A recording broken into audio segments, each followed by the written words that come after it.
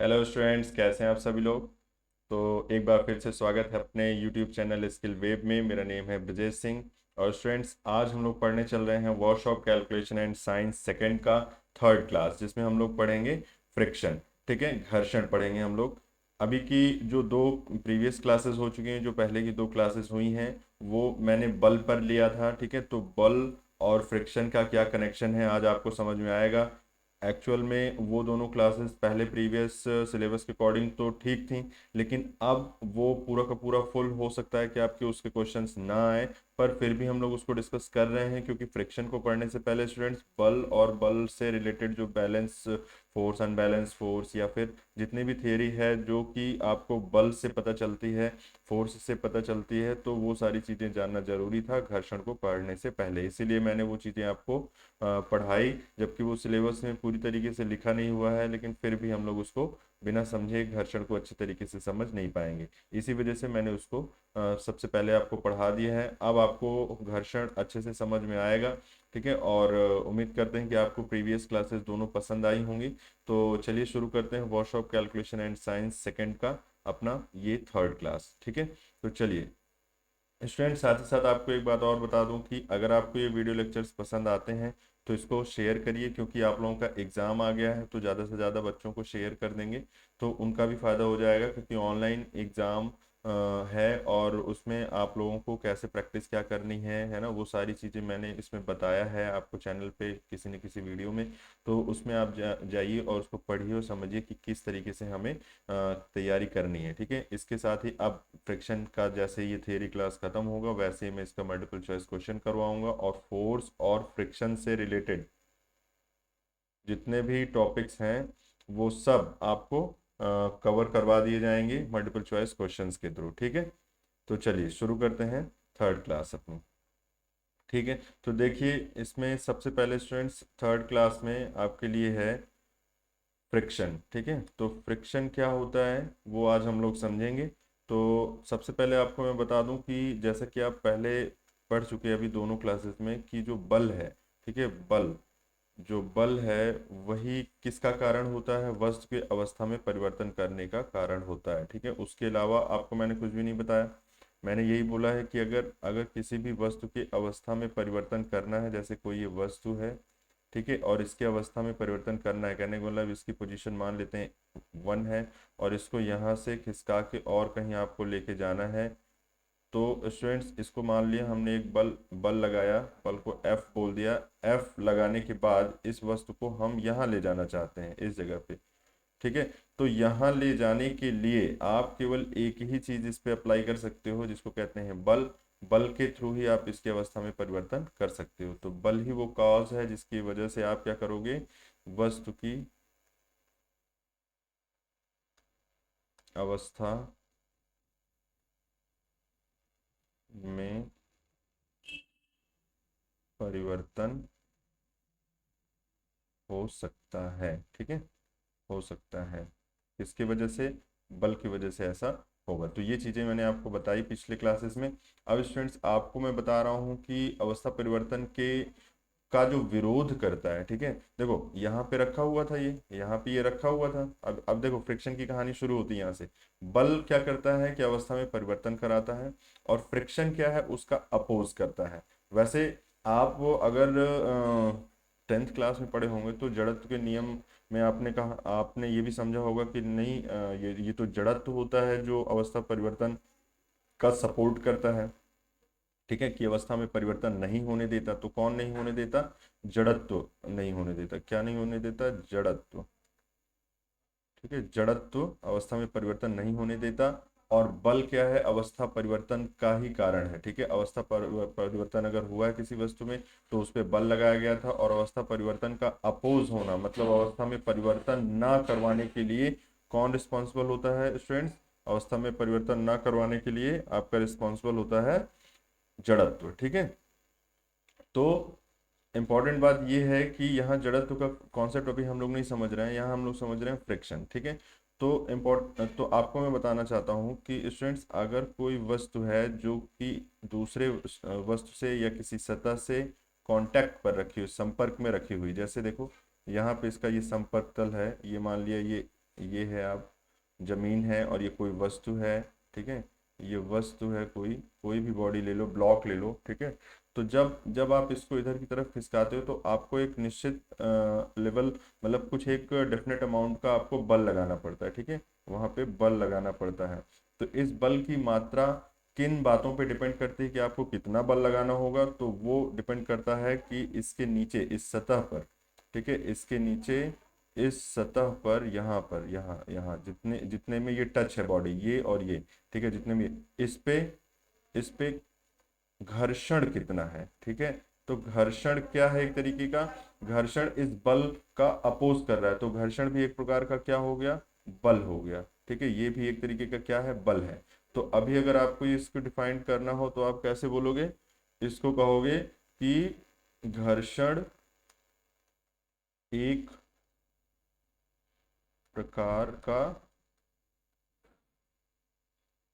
बल है, ठीक है, एक प्रकार का बल है जो वस्तु की अवस्था में, सॉरी, अवस्था के परिवर्तन का विरोध करता है, विरोध करता है, ठीक है। हालांकि एग्जैक्ट आप इस डेफिनेशन को एकदम सही नहीं मानना है, मतलब ये आपको देखो, मैं ऐसे डेफिनेशंस आप लोगों के लिए लेता हूँ जिसमें आप लोगों को ज्यादा से ज्यादा अच्छे तरीके से समझ में आ जाए, ठीक है। मैं इस तरीके से नहीं ले रहा हूँ जो किताब में छपे हुए हैं, उस तरीके से भी आपको पढ़ाया जा सकता है, कोई ऐसी बात नहीं है, ऐसी दिक्कत भी नहीं है, लेकिन उससे भी बेहतर तरीके से मैं आपको समझाने की कोशिश कर रहा हूँ कि आप जिससे फील ले पाओ, उसे समझ पाओ कि हाँ भाई ये इसका मीनिंग ये है। एक वस्तु थी, उस पर बल लगाया मैंने एफ, तो इस ये जो बल है वो ऐसा तो है नहीं कि थोड़ा सा लगाया और हिलने लगा, ठीक है, तो आपको बल थोड़ा लगाना पड़ता है ना। तो बल आप लगाओगे तो अपोज करता है कौन, घर्षण, घर्षण बल अपोज करता है इसका, तो घर्षण, इसका मतलब ये हुआ कि घर्षण हमेशा इसके विपरीत दिशा में लगता है। तो देखो, घर्षण अगर विपरीत दिशा में लगता है तो बल क्या करता है, अवस्था में परिवर्तन कराता है, और घर्षण बल इसको क्या करेगा, अवस्था में परिवर्तन का विरोध करेगा, ठीक है। तो क्या होगा, विरोध होगा, परिवर्तन का विरोध होगा, ठीक है, ध्यान से ये समझना है। तो घर्षण एक प्रकार का बल है जो वस्तु की अवस्था अम, अवस्था के परिवर्तन का विरोध करता है, ठीक है। तो चलो ये चीजें हो गई, बाकी और कुछ भी नहीं है। जैसे आप समझो, इसका एग्जाम्पल देते हैं तब आपको समझ में आएगा। जैसे जैसे भाई आप एक किसी ब्लॉक को, जब जब इसी ब्लॉक को ले लो आप, है ना, इसको जब खींचते हो तो कुछ बल लगाना पड़ेगा।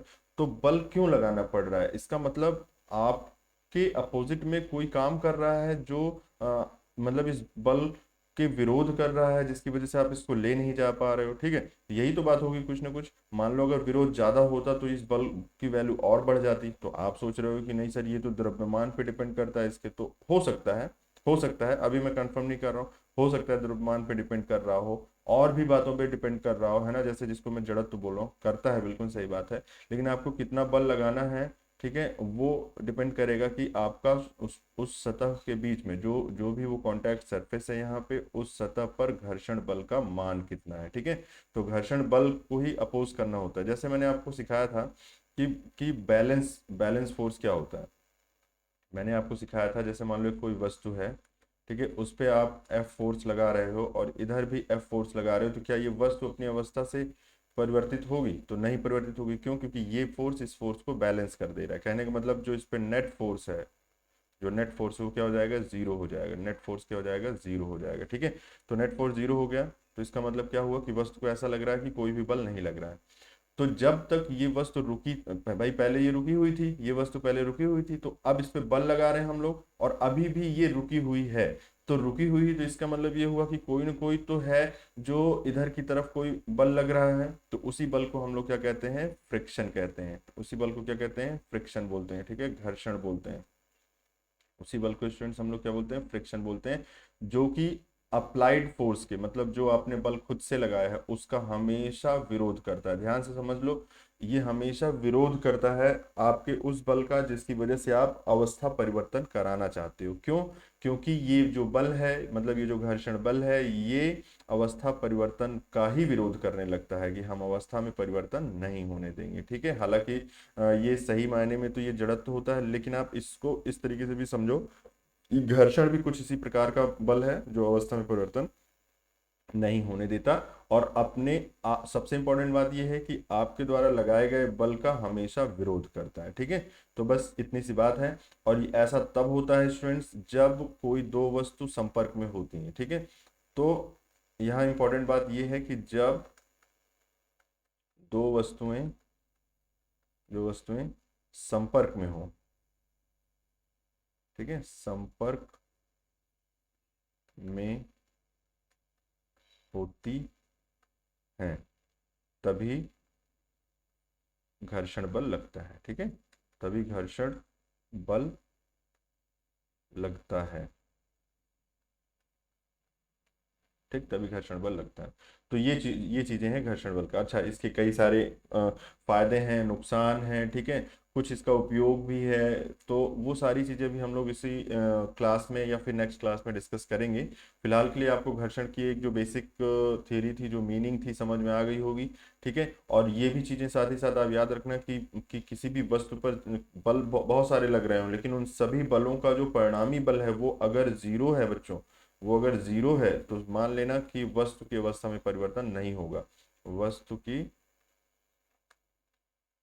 अवस्था में परिवर्तन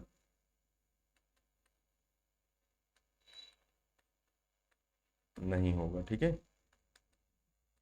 क्यों? क्योंकि अब नेट फोर्स जीरो होने की वजह से फोर्सेस का जो नेट रिजल्टेंट फोर्स है वो क्या हो रहा है, जीरो हो रहा है। That's why these forces are called balance force. ठीक है, तो इसको हम लोग क्या बोलेंगे, बैलेंस फोर्स बोलने लगेंगे। ठीक, बैलेंस फोर्स बोलेंगे, बॉडी पे बैलेंस फोर्स लग रहा है। ठीक है, तो मतलब बैलेंस फोर्स उसको बोलते हैं जिसका नेट जो फोर्स है उस वो जीरो हो जाए। ठीक है, तो ये हुआ आपका घर्षण बल। कहाँ कहाँ लगता है, ट्रेन चल रही है उसके पटरियों और उसके मतलब पहियों के बीच में लगता है। आप खुद चलते हो, ठीक है, आप खुद मान लो ऐसे करके ऐसे चल रहे हो या भाग रहे हो, देखो, ठीक है, आप इधर की तरफ भाग रहे हो, आप इधर की तरफ भाग रहे हो, तो आपने अपने पैर से पीछे की तरफ बल लगाया भागने के लिए। ठीक है, तो फ्रिक्शन इधर लगने लगा। ये स्मॉल एफ से मैं फ्रिक्शन को शो कर रहा हूँ और कैपिटल एफ से आपके लगाए गए बल को निरूपित कर रहा हूँ। ठीक है, इस तरीके से मान लो पहिया इधर भाग रहा है तो पहिया पीछे की तरफ बल लगा रहा है पटरियों पे, तो फ्रिक्शन इधर लग रहा है, इधर एफ, इधर फोर्स लग रहा है। ठीक, तो आप सोच रहे हो जिधर भाग रहा है उधर ही बल लग रहा है, तो जी हाँ बिल्कुल, इसमें कंफ्यूज मत होना। हम लोग जिधर भागते हैं, ठीक है, चलो कैप वैप थोड़ा इसको लगा देते हैं, इधर भाग रहे हैं उधर ही फ्रिक्शन लगेगा। ठीक है स्टूडेंट्स, तो ये चीजें हैं, इसमें कंफ्यूजन होती थी, आप 10th क्लास में भी इसमें कंफ्यूज हो जाते थे। अब मत कंफ्यूज होना। क्यों? क्योंकि जो पैर है, देखो ध्यान से सुनो, ये जो पैर से आप धक्का लगा रहे हो, आगे भाग रहे हो, तो आप क्या कर रहे हो, पीछे की तरफ फोर्स लगा रहे हो, तो आप खुद पीछे की तरफ फोर्स लगा रहे हो, इसलिए आपके पैर से आगे की तरफ फ्रिक्शन लगेगा। ठीक है, आगे की तरफ आपके फ्रिक्शन स्मॉल एफ लगेगा। ठीक, तो ये कुछ एग्जांपल्स हैं, और भी हैं, आगे चल के देखते हैं। चलो थोड़ा सा और आगे बढ़ते हैं इसमें, और आगे क्या है देखो ध्यान से। घर्षण के प्रकार, तो देखो स्टूडेंट्स, घर्षण के प्रकार में सबसे इंपॉर्टेंट आपको बता दूं कि ये जो टाइप है वो है तीन टाइप के। एक होता है स्थैतिक स्थैतिक घर्षण, ठीक है, एक होता है स्थैतिक घर्षण। दूसरा होता है सीमांत सीमांत घर्षण, जो कि स्थैतिक घर्षण का ही एक तरीके का पार्ट है। ठीक है, ये इसका पार्ट ही है। और एक होता है डायनेमिक, ठीक है, जिसको कहते हैं हम लोग गतिज गतिक गतिक घर्षण। ठीक है, इसको मैं इंग्लिश में भी लिख दे रहा हूँ। स्टैटिक, ये होता है स्टैटिक फ्रिक्शन, ये होता है लिमिटिंग फ्रिक्शन। ठीक है, लिमिटिंग फ्रिक्शन। और स्टूडेंट्स ये होता है आपका डायनेमिक फ्रिक्शन। ठीक है, ये होता है डायनेमिक फ्रिक्शन, ये फ्रिक्शन है मैं लिख रहा हूँ। ठीक है, तो स्टैटिक फ्रिक्शन से और लिमिटिंग फ्रिक्शन और डायनेमिक फ्रिक्शन, ये तीन तरीके की फ्रिक्शन होते हैं, अलग अलग अलग मतलब बॉडी के अलग अलग कंडीशंस पे। जैसे आप समझो मैं एक बॉडी बना रहा हूँ और उसी में हम लोग तीनों चीजें समझ लेंगे, ध्यान से सुनो। मान लिया ये एक वस्तु है, ठीक है, ब्लॉक है। ठीक, ये क्या है, एक ब्लॉक है। ठीक, ब्लॉक में लकड़ी का ब्लॉक है कोई भी, और ये जमीन पे इस तरीके से ये रखा हुआ है। ठीक है स्टूडेंट, चलो, तो ये जो इसका कांटेक्ट सरफेस है, ये यहाँ पे क्या लगेगा, फ्रिक्शन। लेकिन फ्रिक्शन लगेगा कब, जब आप अप्लाई करोगे फोर्स। ठीक, तो देखो ध्यान से सुनो, सबसे पहले हम लोग पहले वाले नंबर की बात करते हैं, और तीनों इसी में समझाता हूँ, आप ध्यान से सुनना, अच्छे से समझ लो इसको। जब तक ये वस्तु रुकी हुई है, ठीक है, तो चलो यहीं से शुरू कर लेते हैं हम लोग। वस्तु विरामावस्था में, विरामावस्था में है, माना वस्तु विरामावस्था में है। ठीक है, विरामावस्था में, ध्यान से सुनो, ये इसकी बात कर रहा हूँ, मानव वस्तु विरामावस्था में है। तो विरामावस्था में होने की वजह से अब हम लोग क्या करना चाहते हैं, इस पे बल लगा रहे हैं। ठीक है, तो बल को कैपिटल एफ से मैं निरूपित कर रहा हूँ, ध्यान से सुन लो। ठीक है, तो जब आप बल लगाओगे तो मैंने क्या कहा, अभी आपको पता चला कि फ्रिक्शन जो होता है वो अपोजिट काम करता है। किसके अपोजिट काम करता है? ये हमेशा आरोपित बल, आरोपित बल मतलब जो हम लोग खुद लगा रहे हैं, आरोपित बल के विपरीत वर्क करता है। ठीक है, और कहाँ पे लगता है? इन दोनों सरफेस के मतलब इन दोनों के संपर्क तल पर लगता है। ठीक है, तो जब अपोजिट काम कर रहा होगा तो बताओ अब किधर ये लग रहा होगा? तो आपको पता चल रहा है ये इस साइड में लगेगा, स्मॉल एफ। ठीक है, तो जब आपने अप्लाई किया फोर्स कैपिटल एफ, ठीक है, इस डायरेक्शन में, तो आपका फ्रिक्शन इधर लगने लगा। ठीक, अब ध्यान से सुनो, इस फ्रिक्शन की ही तीन कैटेगरी आप बता रहे हो यहाँ पे। तो तीन कैटेगरी यहाँ पे जो बन रही है वो किस तरीके से, ध्यान से सुनो। जब तक ये ब्लॉक रुका हुआ है तब तक तो ये जो फ्रिक्शन है इसका नाम हो जाएगा आपका स्टैटिक फ्रिक्शन, स्टैटिक फ्रिक्शन हो जाएगा नाम। ठीक है, जब तक ये रुका हुआ है। ठीक है, तो जब विरामावस्था में है तो आपका ये फ्रिक्शन हो जाएगा। अब दूसरी चीज, दूसरी चीज ध्यान से सुनो, इतना हार्ड नहीं है कि कोई अलग अलग से डेफिनेशन में इसको बताऊं। ठीक है, इसी में समझो। ठीक है, स्टैटिक फ्रिक्शन बोलेंगे उसको हम लोग। अब सेकंड नंबर की बात करो, जिसमें आप बोल रहे हो लिमिटिंग फ्रिक्शन। और लिमिटिंग क्या है? लिमिटिंग भी मैंने कहा कि एक तरीके के स्टैटिक फ्रिक्शन है। ध्यान से समझना, फोर्स की वैल्यू पहले मान लिया, मान लो आपने 1 न्यूटन लगाया, फिर 2 न्यूटन लगाया, लेकिन अभी भी वस्तु क्या है, अपने उसी विरामावस्था में है। ठीक है, तो जब तक विरामावस्था में रहेगी तब तक जो अपोज कर रहा है, जो ये इसका विरोध कर रहा है, इस बल का जो फ्रिक्शन, जो घर्षण बल, इस बल का विरोध कर रहा है, जब तक ये वस्तु रुकी हुई है तब तक तो इसको क्या बोलेंगे? स्टैटिक फ्रिक्शन बोलेंगे।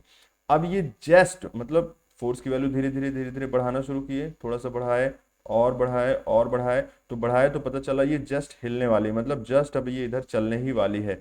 तो रुकी हुई पोजीशन की वो अंतिम अवस्था जिसके बाद वस्तु चल पड़ेगी, मतलब इट टेंड्स टू मूव, है ना। तो the limit of static friction when the body tends to move, मतलब जस्ट अब मूव करने वाली है, तो उस समय हम लोग जो बोलेंगे स्टैटिक फ्रिक्शन को हम लोग लिमिटिंग फ्रिक्शन का नाम दे देंगे। ठीक है, तो एक तरीके से स्टैटिक फ्रिक्शन, लिमिटिंग फ्रिक्शन जो है वो स्टैटिक फ्रिक्शन ही है। कहने का मतलब सीमांत घर्षण जो है बच्चों, वो स्थैतिक घर्षण ही है, लेकिन स्थैतिक घर्षण की सबसे मैक्सिमम वैल्यू है। ठीक है, तो आप अगर इसके लिए आप बोलना चाहो तो क्या बोलोगे? लिमिटिंग, जो लिमिटिंग फ्रिक्शन है वो स्टैटिक फ्रिक्शन का, ठीक है, स्टैटिक फ्रिक्शन मीन स्थैतिक घर्षण का। ठीक है, स्थैतिक घर्षण का, अब चलो मैं दोनों नहीं लिख रहा हूं, स्थैतिक घर्षण का उच्चतम मान होगा, उच्चतम मान होता है, ऐसे करके आपको समझ लेना है। ठीक है, तो ये लिमिटिंग फ्रिक्शन के लिए जो पॉइंट है इसको याद रखना। ठीक है, स्टैटिक हो गया। अब मान लिया बल का मान इतना हो गया कि अब ये जो फ्रिक्शन फोर्स है वो अपोज नहीं कर पा रहा है। अच्छा, एक चीज और बता रहा हूँ, यहाँ पे फ्रिक्शन फोर्स बल के जस्ट बराबर था। ध्यान से सुन लो, इसको भी समझते चलो, ये इंपॉर्टेंट बात है, कहाँ पे बराबर है कहाँ नहीं। ठीक है, फ्रिक्शन फोर्स जो है वो जस्ट फोर्स के बराबर था। लिमिटिंग फ्रिक्शन के लिए भी अगर आप बात करोगे, अगर आप लिमिटिंग फ्रिक्शन के लिए भी बात करोगे तो लिमिटिंग फ्रिक्शन के लिए भी यही चीज़ें अप्लाई होती हैं। ठीक है, लिमिटिंग फ्रिक्शन के लिए भी यही चीज़ें अप्लाई होती हैं। कहने का मतलब आप लिमिटिंग फ्रिक्शन के केस में भी आप पाओगे कि कैपिटल एफ की जो वैल्यू है वो स्मॉल एफ के बराबर है। ठीक है, वो स्मॉल एफ के बराबर है। तो कैपिटल एफ की वैल्यू स्मॉल एफ के यहाँ पे भी बराबर होती है। बट जब आप बात करोगे डायनेमिक फ्रिक्शन के बारे में, ठीक है, डायनेमिक, डायनेमिक, चलो स्पेलिंग सही कर लेना, डायनेमिक फ्रिक्शन के बारे में स्टूडेंट्स, तो डायनेमिक फ्रिक्शन का केस ये है कि अब आपका ये जो बल का मान है ना वो फ्रिक्शन से ज्यादा हो गया। ठीक है, तो ध्यान से समझ लो इसको। ठीक है, कई बुकों में लिखा रहता है ये बराबर होता है, तो हर जगह बराबर नहीं होता है। स्टैटिक फ्रिक्शन के केस में बराबर हुआ, लिमिटिंग फ्रिक्शन के केस में भी बराबर हो गया। ये बल और घर्षण बल दोनों बराबर होंगे भाई, जब तक रुका होगा तब तक बैलेंस है, इसका मतलब बॉडी। लेकिन जब जब ये अपनी अवस्था को परिवर्तित कर लिया, कहने का मतलब रेस्ट पोजीशन से मोशन में आ गया, कहने का मतलब विरामावस्था से गतिज अवस्था में आ गया तो इसका मतलब ये हुआ कि ये जो आरोपित बल है वो ज्यादा हो गया ना फ्रिक्शन फोर्स से, तभी तो ये चलने लगी, पहले रुकी हुई थी अब चलने लगी, तो इसका मतलब ये ज्यादा हो गया। तो चलने की अवस्था में, गति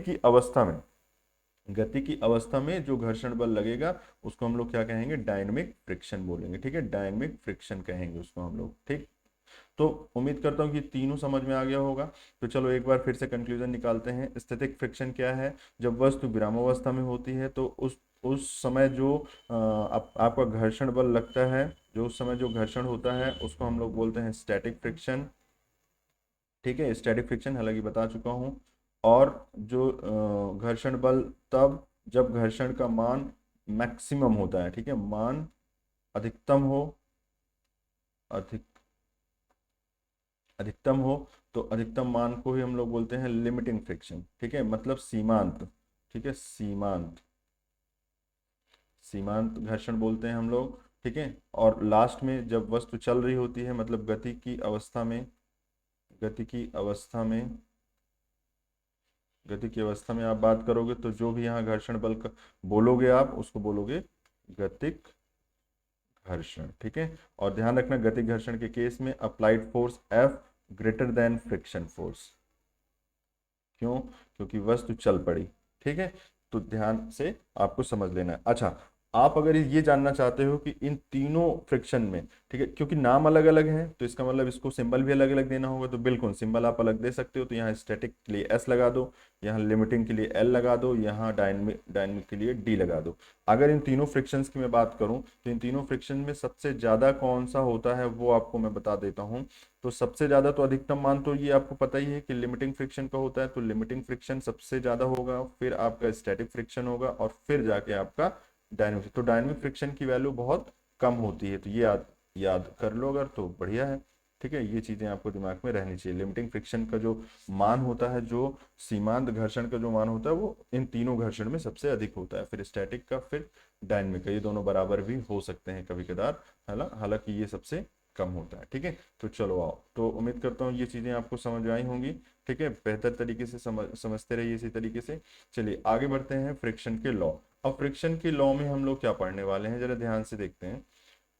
नियम जो इसका तो फिलहाल ये कहता है कि जो घर्षण बल है, भाई देखो जैसे मान लिया मैंने कहा ये जो ब्लॉक है, जो अभी तक हम लोग एग्जांपल लेते आए हैं, घर्षण बल है वो, ये जो सतह है ना, संपर्क, जो संपर्क है, संपर्क तल है जो, ठीक है, संपर्क तल है किसका, इस वस्तु का और जमीन का। ठीक है, संपर्क तल जो है उसकी जो सतह है वो, उसका नेचर कैसा है। ठीक है, कहने का मतलब ये है कि घर्षण बल किन बातों पे डिपेंड करता है वो हम लोगों को घर्षण के नियम से पता चलता है। ठीक है, तो सबसे पहली बात ये कि जो घर्षण बल है वो अप्लाइड फोर्स का अपोज करता है, तो क्या बोलेंगे हम लोग, घर्षण बल आरोपित आरोपित बल का सदैव, ठीक है, सदैव विरोध करता है, विरोध करता है। तो आप इसको ये मान लो, विरोध करता है।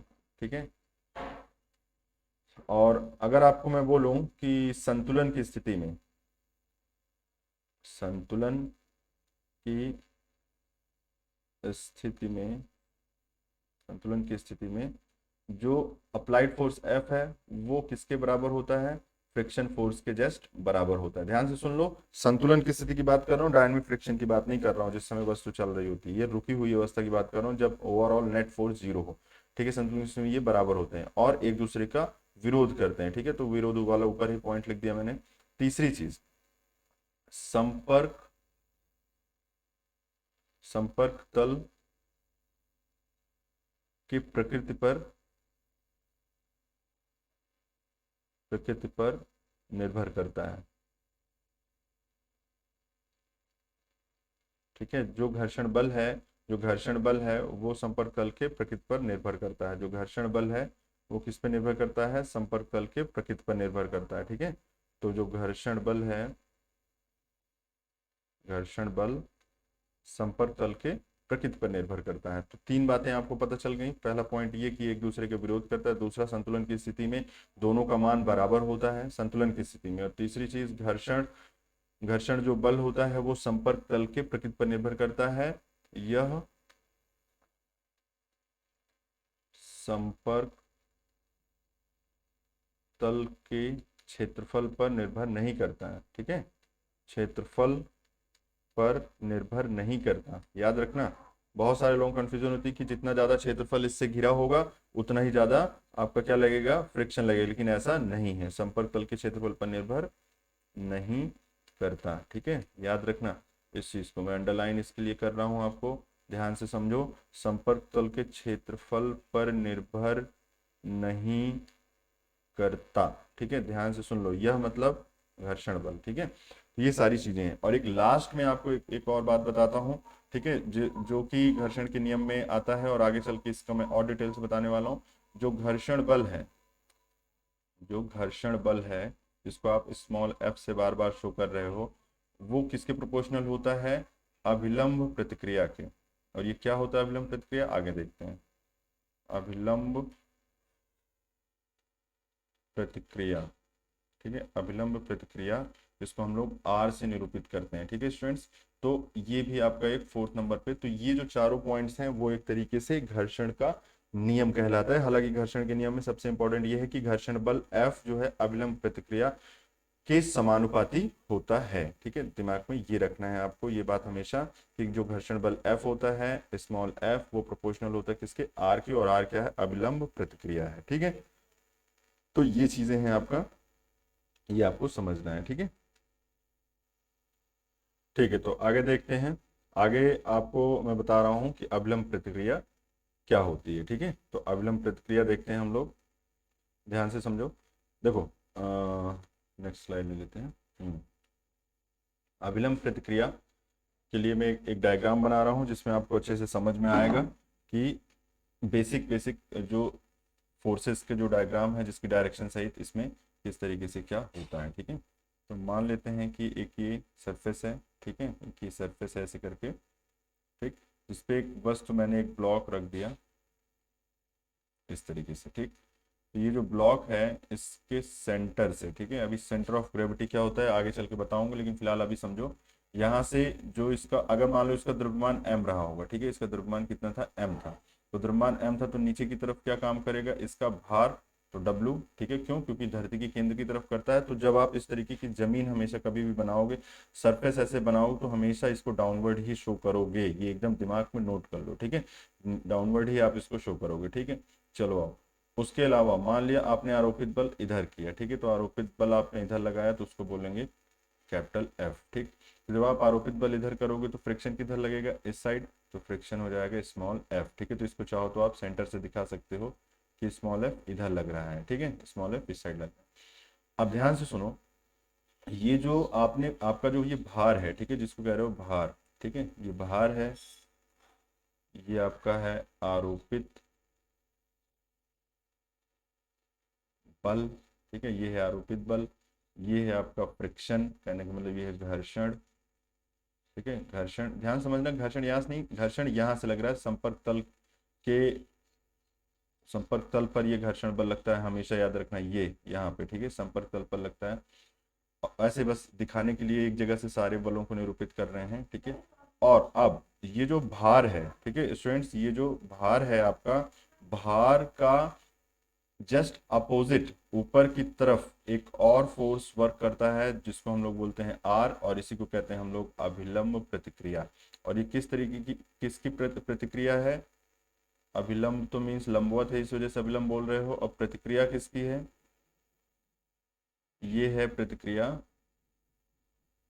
आपके भार की। ठीक है, तो भार की एक प्रतिक्रिया होगी, जैसे आप न्यूटन थर्ड लॉ में आपने पढ़ा होगा, एक्शन रिएक्शन जो है फोर्सेस होते हैं, जब आप किसी पे फोर्स लगाते हो तो फिर वो वस्तु भी आप पे बल लगाती है। तो इसी तरीके से मान लिया कि ये जो भार है, मतलब वस्तु अपने भार के वजह से एक बल लगाएगी किस पे, अर्थ इस सरफेस पे, ठीक है, नीचे की तरफ लगाएगी, तो इससे भी एक बल और लगेगा जिसको हम लोग बोलेंगे अभिलंब प्रतिक्रिया, किस पे, इस वस्तु पर। मतलब कहने का ये है कि जैसे मान लिया एक्शन रिएक्शन फोर्स अगर आप नहीं जानते तो ऐसे समझो, मान लिया आप ये हो, ठीक है, आपने क्या किया, इस पे बल लगाया, ठीक है, इस पे इस तरीके से बल लगाया, तो ये दीवार भी आप पे उतना ही बल लगाएगी।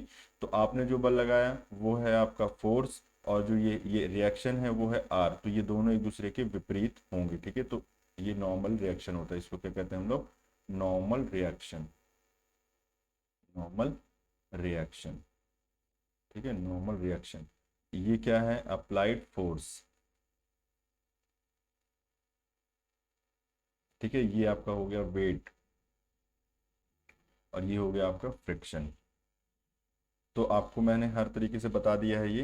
इंपॉर्टेंट बात क्या है, ध्यान से समझो कि अभिलंब प्रतिक्रिया क्या है। अभिलंब प्रतिक्रिया क्या है, तो आप बोलोगे वस्तु के भार का मतलब कि प्रतिक्रिया, प्रतिक्रिया को अभिलंब प्रतिक्रिया कहते हैं, बस सिंपल, अभिलंब प्रतिक्रिया कहते हैं, ठीक है। तो एक एक प्रकार का, एक प्रकार का यह भी क्या है, बल है, ठीक है, एक तरीके का ये भी एक बल है, ठीक है। किसके अपोजिट होता है, हमेशा आपका ये सरफेस के नॉर्मल होगा, ठीक है, सरफेस से परपेंडिकुलर होगा। देखो कैसे, ध्यान से समझ लो, अगर ये सरफेस है तो इसके 90 डिग्री पर ही ये हमेशा काम करता है अभिलंब प्रतिक्रिया, ठीक, ध्यान से समझ लो। अगर सरफेस ऐसे है, कहने का मतलब जो तल है वो इस तरीके से है, और ये वस्तु है तो ऐसे करके नॉर्मल आर ऐसे काम करेगा, ठीक है। ये वस्तु थी तो इस तरीके से काम कर रहा था ये, ठीक। तो जो इसीलिए इसका नाम है अभिलंब, ठीक है। अभिलंब किसके होगा, उस सरफेस के जिस पे ये रखा हुआ है, ये जो वस्तु है, ये जो वस्तु है जहाँ जिस तल पे रखा हुआ है उसके अभिलंब होगा ये प्रतिक्रिया, इसीलिए हम लोग अभिलंब प्रतिक्रिया इसका नाम दे देते हैं, ठीक है। तो इस तरीके से आपको अभिलंब प्रतिक्रिया समझ में आ गया होगा, ठीक है। तो जैसे मान लो, हो सकता है इंक्लाइंड प्लेन हो भाई, जैसे मान लो ये झुका हुआ तल हो, तो झुके हुए तल पे ऐसा नहीं कि ऊपर बनाओगे, नहीं, लेकिन अगर आपको मैं बोलूँ कि उस पे भार कैसे शो करोगे, तो भार तो आप हमेशा वैसे ही शो करोगे, ठीक है। भार आपका हमेशा जमीन की तरफ ही होगा, ग्राउंडवर्ड डाउनवर्ड, ठीक है। यहाँ पे भी अभी बोलोगे तो ऐसे मत बनाना, भार हमेशा डब्लू नीचे की तरफ ही रहेगा। कोई जरूरी नहीं कि ये दोनों एक दूसरे के विपरीत हों, लेकिन इतना जरूर इंपॉर्टेंट बात आपके लिए यहाँ पे है कि ये जो प्रतिक्रिया है, ये जो प्रतिक्रिया है ऐसे करके जो आपने बनाया ये प्रतिक्रिया आर, ये हमेशा इस तल के हमेशा क्या होगा, लंबवत होगा। कहने का मतलब इस तल से इसका जो एंगल होगा वो 90 डिग्री होगा, ठीक है। देखो यहाँ पे भी वही चीज हुई है, यहाँ से यहाँ तक का अगर एंगल आप देखोगे तो 90 डिग्री होगा। इस जगह पे भी आप देखो तो यहाँ से लेके यहाँ तक का जो एंगल है सरफेस से यहाँ तक का वो भी 90 डिग्री है, ठीक है। तो ये क्या हो जाएगा, 90 डिग्री, ये भी हो गया, ठीक। तो इस तरीके से इसीलिए इसको नाम दे दे रहे हैं अभिलंब, किसके लंबवत होगा हमेशा, ठीक है। ये एक प्रकार का बल है, ठीक है।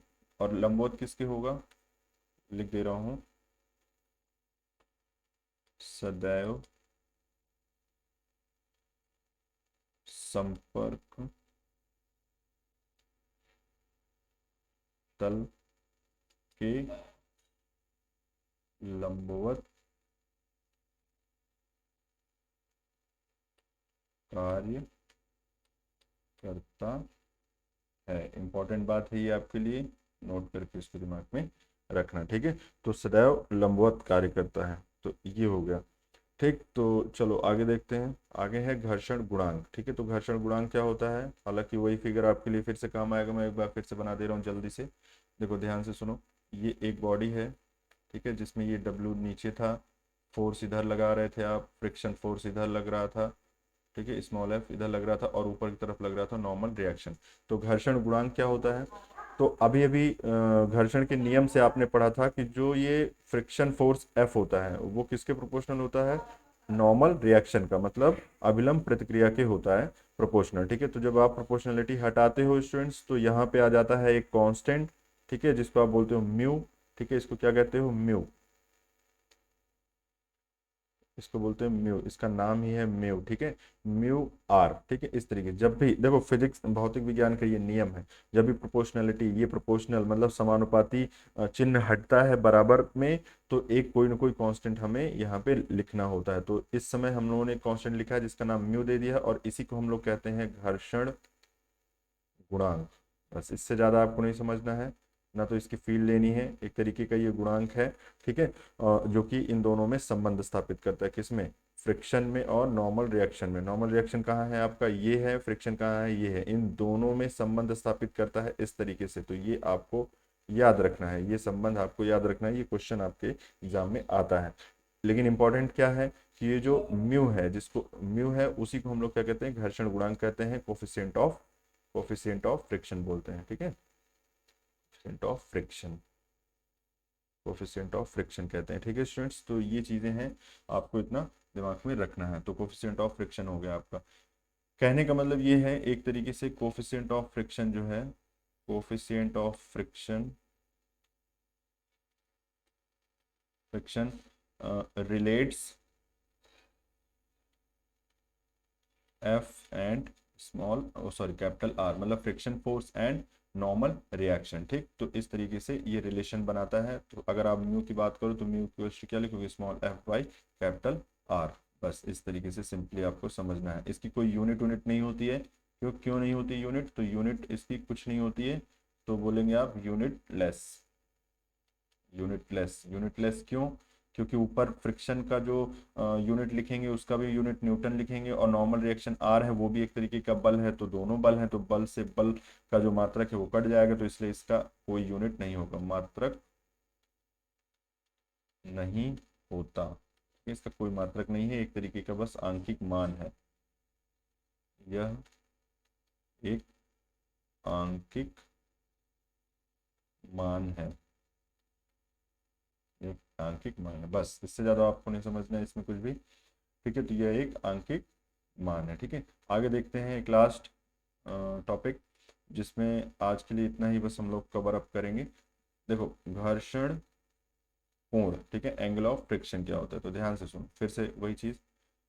एक बॉडी है, ठीक है, ऊपर की तरफ लगेगा आर, नीचे की तरफ लगेगा आपका डब्ल्यू, इसका भार।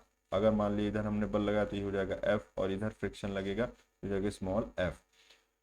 तो अभी आपको ये पता चला, इन दोनों, इन सभी रिजल्ट से आपको इसमें से ये समझ में आ रहा है कि ऐसे लग रहा है कि जो आर है वो किसके इक्वल है, वो डब्ल्यू के है, तो इसको समीकरण 1 मान लो। और जो कैपिटल एफ है वो स्मॉल एफ के बराबर होगा, तब तक जब तक वस्तु संतुलन में है, वस्तु की संतुलन अवस्था में, ठीक है, संतुलन अवस्था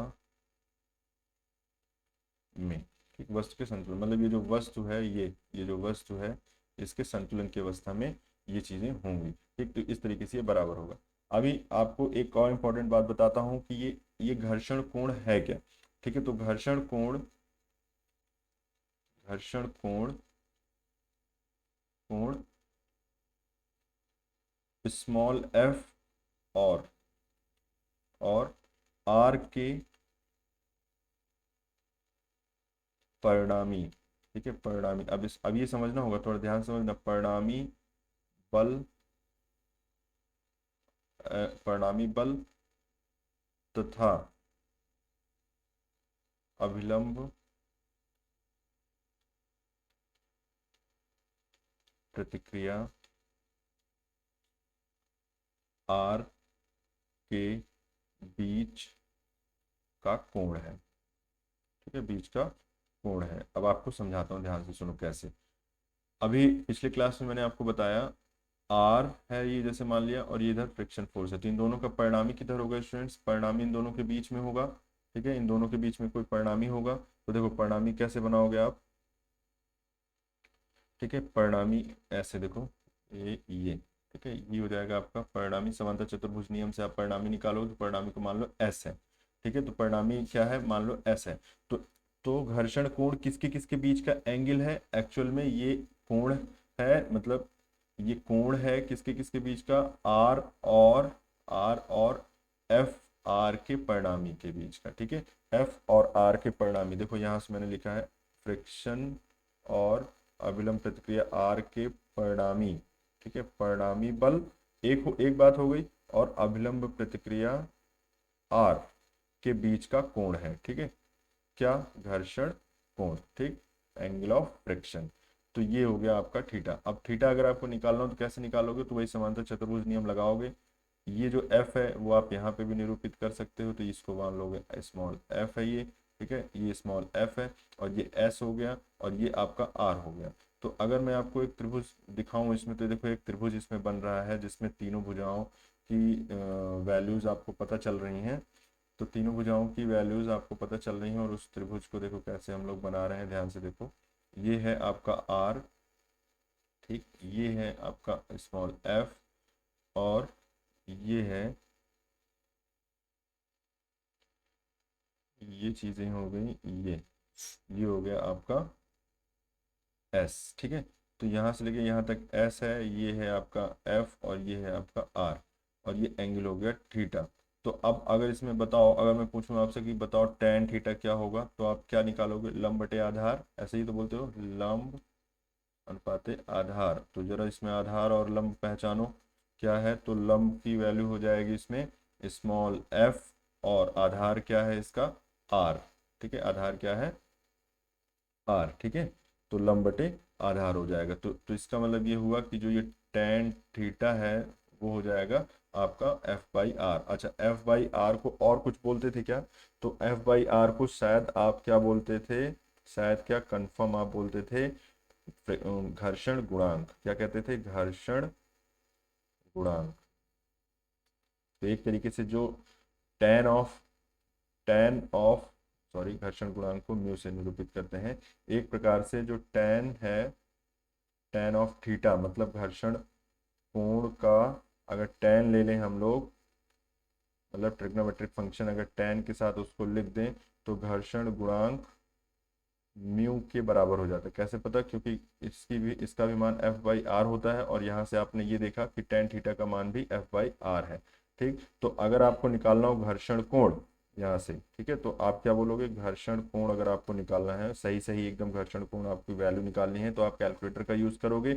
और देखो tan theta equal to mu लिखा हुआ है, तो आप लिख सकते हो theta equal to tan inverse, inverse function लगता है यहाँ पे टेन इनवर्स म्यू। अगर आपको ये समझ नहीं आता तो कोई दिक्कत नहीं है, आप इसको इसी तरीके से दिमाग में रखो, जब कैलकुलेटर का यूज करवाएंगे तब फिर आपको बताएंगे कि किस तरीके से हम लोग इसको करते हैं। तो ये है आपका घर्षण कोण।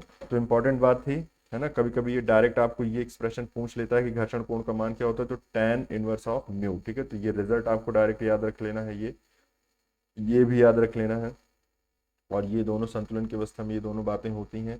और ये देखो ये कैसे आया है, ये मैंने आपको जो बताया, इस चीज को आप जरूर दिमाग में रखो, ठीक है। कि देखो अभी आपसे पूछा जाए कि घर्षण कोण किन दो भौतिक राशियों के बीच बीच का कोण है, तो आपको बताना है कि परिणामी एस और आर के बीच का ये कोण है, ठीक है। परिणामी एस और आर, अभिलंब प्रतिक्रिया आर, परिणामी एस के बीच का कोण है। अच्छा, ये परिणामी किसका है, ये फ्रिक्शन मतलब घर्षण और अभिलंब प्रतिक्रिया दोनों का परिणामी है। परिणामी मतलब ये हुआ कि इन दोनों का रिजल्टेंट जो फोर्स है वो एस है। एस और आर के बीच का जितना एंगल है उसी को हम लोग कहते हैं घर्षण कोण, ठीक है। तो स्टूडेंट्स आज के लिए इतना ही, ठीक है, क्योंकि आज आज इतनी चीजें आप कवर करो, फिर नेक्स्ट क्लास में हम लोग इसका यूज देखेंगे, आनत तल पर घर्षण बल देखेंगे, एक दूसरे के मतलब संतुलन की स्थिति इसमें देखेंगे हम लोग कि कैसे एक दूसरे से संतुलन अवस्था में कैसे हम लोग या फोर्स को या फिर फ्रिक्शन फोर्स को या फिर कोफिशिएंट ऑफ फ्रिक्शन को या फिर एंगल ऑफ फ्रिक्शन को, है ना, कहने का मतलब इन सब चीज़ों को कैसे हम लोग पता करते हैं, कैसे निकालते हैं, वो चीज़ें हम लोग नेक्स्ट क्लास में सीखेंगे। तो आज के लिए इतना ही, उम्मीद करता हूँ आपको अच्छा लगा होगा। अगर अच्छा लगा है तो स्टूडेंट्स जरूर इसको लाइक करिएगा, सब्सक्राइब कर दीजिए, और अपने दोस्तों के साथ जरूर शेयर करिए, ठीक है। साथ ही साथ उन सभी लोगों को मैं धन्यवाद देना चाहता हूँ जो इसको कॉन्टिन्यूसली मेरे भेजने के बाद शेयर कर देते हैं, जैसे कि कुछ हमारे सीनियर फैकल्टीज जिनके पास मैं खुद भेजता हूँ, शेयर करता हूँ, तो वो लोग शेयर कर देते हैं, उनको सबको मेरा तहे दिल से धन्यवाद, ठीक है। तो आज के लिए इतना ही स्टूडेंट्स, मिलते हैं नेक्स्ट क्लास में। तो नेक्स्ट क्लास में मैं आप बताऊंगा इस फ्रिक्शन चैप्टर का ही जो अभी बचे हुए जो टॉपिक हैं, और उसके बाद फिर हम लोग एक अच्छा सा मल्टीपल चॉइस क्वेश्चन सेशन लेंगे जिसमें आपको ये सारी चीज़ें एक साथ क्लियर हो जाएंगी। ठीक है, तो उम्मीद करते हैं कि आपको अच्छा ये समझ में आया होगा आज का लेक्चर। इसी तरीके से बने रहिए, कॉन्टिन्यूसली देखते रहिए, अपनी तैयारी करते रहिए। ठीक है, आपका एग्ज़ाम जुलाई में है तो उसकी प्रिपरेशन करते रहिए। ठीक है, जितना भी आपने पहले से पढ़ रखा है वो, और इस चीज़ को आप रिवीजन के तौर पे, अगर आपने नहीं पढ़ा है तो आप इसको थ्योरी के तौर पे इसको ढंग से पढ़ लीजिए, जिससे आने वाले जो क्वेश्चन है उसको ईजिली आप सॉल्व कर पाओ। ठीक है, चलो तो फिर आज के लिए इतना ही। ठीक है, मिलते हैं अगली क्लास में। Take care, bye bye.